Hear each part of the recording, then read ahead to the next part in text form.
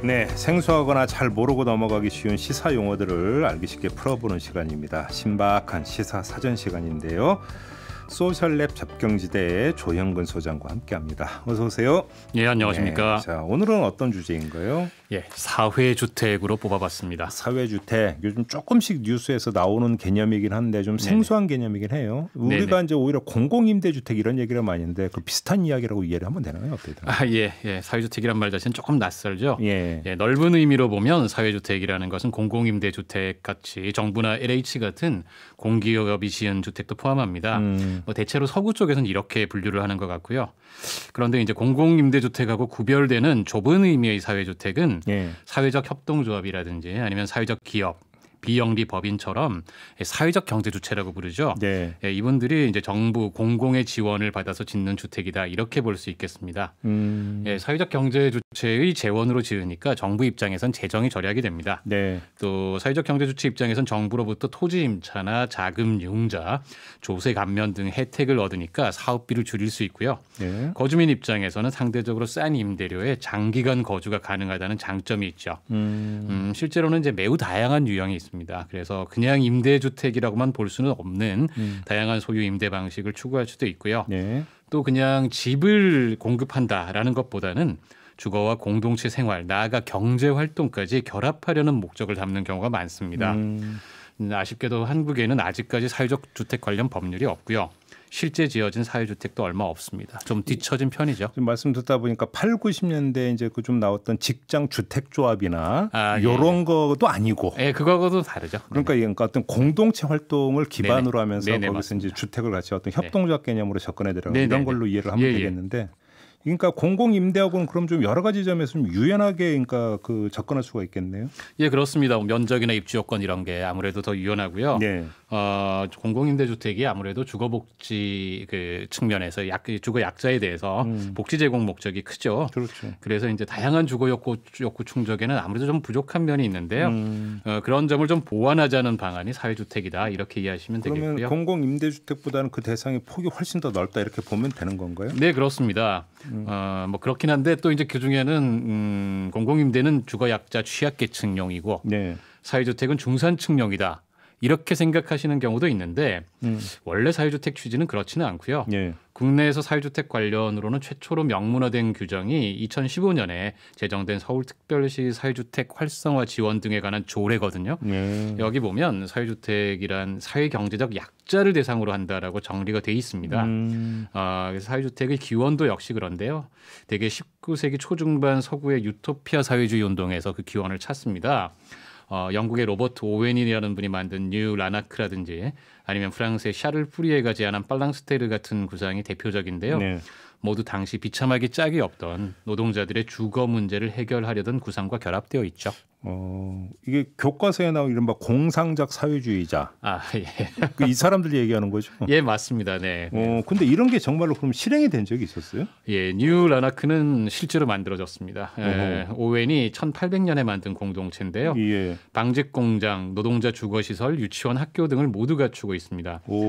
자기 재산으로 만들었죠. 공장까지 있다고요? 네, 그렇습니다. 혁신적으로 짧은 노동시간, 높은 임금에 주거와 교육복지까지 제공했더니 엄청난 성공을 거둬서 유럽 전체에서 유명해집니다. 범죄율이 대폭 낮아졌다 그러고요. 이게 1968년까지 이어졌습니다. 그래서 이제 지금은 안 하는데 그 유네스코 문화유산으로 지정이 돼서 굉장히 아름답게 보존이 돼 있고요. 관광 가실 수 있습니다. 있어요? 아주 조금 잘 돼 있다고 합니다. 프리에이 빨랑스테르는 1,600명 정도가 함께 살 수 있는 이상적인 공동체 건물로 계획이 됐고요. 뭐 구상에 그치기는 했지만 이후에 아파트 등 집합주택이나 도시계획에 많은 영감을 줬습니다. 둘 다 주택과 공동체 생활, 경제활동이 함께 가야 한다. 이런 생각에 기초합니다. 그러니까 이게 이제 경제 공동체, 주거 공동체 이런 게 생활 공동체가 다 아울러져 있는 그런 개념. 이렇게 이해를 하면 되겠고. 그럼 혹시 그 후에는요?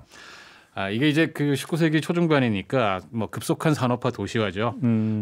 사람은 몰리고 집은 턱없이 모자라고 예. 서민들 주거 환경이 끔찍했던 시절이죠. 예. 게다가 이제 건물주들이 세를 비싸게 받으니까 종종 도시 폭동이 일어납니다. 예. 그래서 이제 노동자 서민의 주거권 실현을 위한 운동이 일어나는데요. 이게 사회주택협회라는 형태로 모입니다. 예, 사회주택을 최초로 입법화한 나라가 네덜란드입니다. 1901년에 주택법을 제정하면서 최저 주거 기준을 마련하고 이런 사회주택 협회들에게 자금을 지원하면서 노동자 서민들을 위한 주택을 공급하게 합니다. 예. 네, 그래서 그런지 네덜란드는 지금도 사회주택이 총 재고에서 차지하는 비중이 30% 중반을 오르내리죠. 비율이 상당히 높네요. 그렇습니다. 예, 다른 나라는 어떤데요? 예, 뭐 복지국가 하면 딱 떠오르는 스웨덴 같은 경우는 역시 40% 후반이고요. 호호. 덴마크, 프랑스 같은 나라들도 20% 가까이 돼서 비교적 높은 편이라고 합니다. 네. 특히 이제 프랑스는 법률로 2025년까지 일정 규모 이상 도시들은 사회주택 비중을 25%까지 올려야 한다고 합니다. 또 파리는 한술 더 떠서 2030년까지 30%로 올리겠다고 하고요. 네. 반면에 영국 같은 나라는 이제 원래는 비중이 높아서 1970년대 말에는 한 35% 정도 됐는데 대처 총리 뭐 이후에 이른바 신자유주의 수없이 많이 민영화해버렸다고 합니다. 네. 이것도 민영화했어요? 예, 그렇습니다.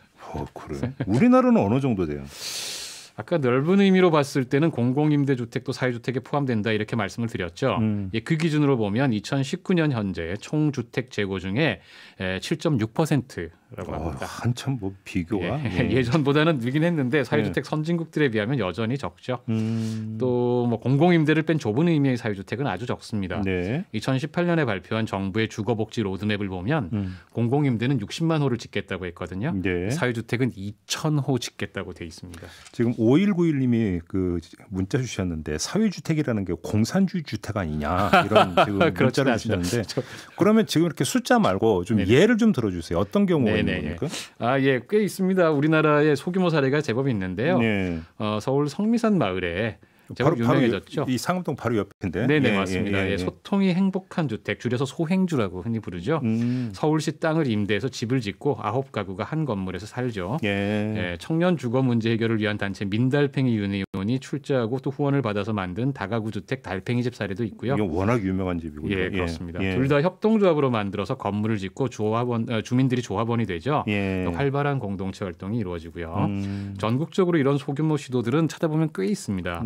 근데 이제 얼마 전에 남양주 별내에 위스테이라고 491세대 규모의 아파트형 사회주택이 들어섰죠. 국토부 시범 사업이기도 한데요. 대규모로는 최초인 걸로 압니다. 주민들이 이 그 아파트 사회적 협동조합의 조합원이 되고요. 주변 시세의 60에서 80% 수준 임대료로 8년간 임대가 보장됩니다. 오호. 사업 구조가 복잡한 면이 있어서 좀 자세하게 설명은 못합니다만 입주하면서 전체 사업 지분 중에 보통주 6%를 이 협동조합이 인수를 하는데요. 이게 무슨 말이냐면 보통 뉴스테이나 리츠 사업 같은 걸 보면 이 보통주 부분에서 연간 10에서 20% 수익이 발생을 해서 민간업자들이 고수익을 얻게 돼 있거든요. 그게 외부로 나가지 않고 이 주민들 협동조합으로 들어오게 설계가 된 것입니다. 커뮤니티 공간이 일반 아파트의 2.5배 정도 수준이고 다양한 평생 학습 활동, 공동육아, 사회적 경제 활동도 시도되고 있다고 합니다. 그러면 이렇게 수익이 밖으로 안 나는 게 다시 그러니까 주민들한테 돌아오면 관리비나 이런 것들이 엄청 싸지고 그렇죠. 뭐 이렇게 되는 거죠. 그러니까 이런 게 이제 가능한 게 토지 같은 경우를 이제 그 갖는 게 아니라 정부나 LH 이런 데서 이제 장기 임차를 해가지고 하기 맞습니다. 때문에 이제 건물만 공유한다 이런 그렇습니다. 개념으로 이해를 하면 되는 거죠. 네, 맞습니다. 알겠습니다. 지금 그 눈여겨봐야 되는 포인트를 좀 정리를 해주신다면. 이게 이제 무엇보다 저렴한 주택 공급을 확대한다라고 하는 수량적 경제적 측면에만 집중하는 건 이제 좀 곤란하지 않냐. 이웃 관계와 주변 환경 등을 포함한 주거의 질도 매우 중요하다는 점에서 사회주택을 눈여겨볼 필요가 있겠습니다. 이게 이제 생활 공동체를 겸한다. 이게 그렇습니다. 중요한 점인 것 같아요. 아파트 단지도 그런데요. 동네라는 곳이 주민이 동네에 얼마나 애착을 갖느냐에 따라서 만족도의 천지 차이가 납니다. 뭐 최근에 보면은 이제 좀 조심스러운 면이 있는데 LH 공공임대주택에서도 이쪽을 요즘에 많이 강조를 합니다.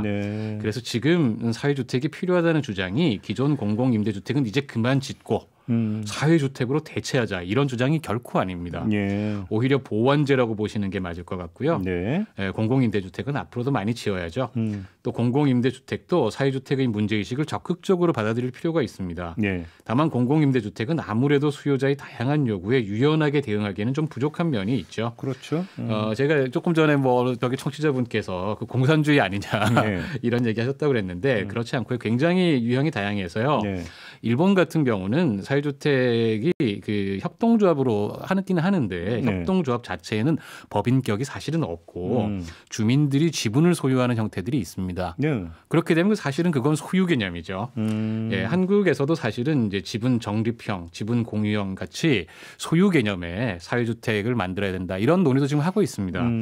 예, 그래서 굉장히 이제 다양하고 이 사실 이제 이런 유형을 기존의 공공임대주택은 포괄할 수가 없죠. 네. 그래서 사회주택이라는 것이 필요하다는 것이고요. 네. 주거의 공공성과 질 향상을 위한 다양성 확장의 시도로 사회주택을 주목해 보는 것도 좋겠습니다. 아무튼 이제 다양한 주택의 형태, 그다음에 네네. 단순히 어떤 주택의 형태만이 아니라 어떤 네네. 주거 환경과 네네. 문화라고 하는 것까지 이제 같이 고려하면서 봐야 된다는 말씀이신 것 같은데 네네. 그게 바로 사회주택이다. 예, 그렇습니다. 이렇게 이해를 하면 될 것 같습니다. 알겠습니다. 조형근 소장과 함께했습니다. 고맙습니다. 예, 고맙습니다.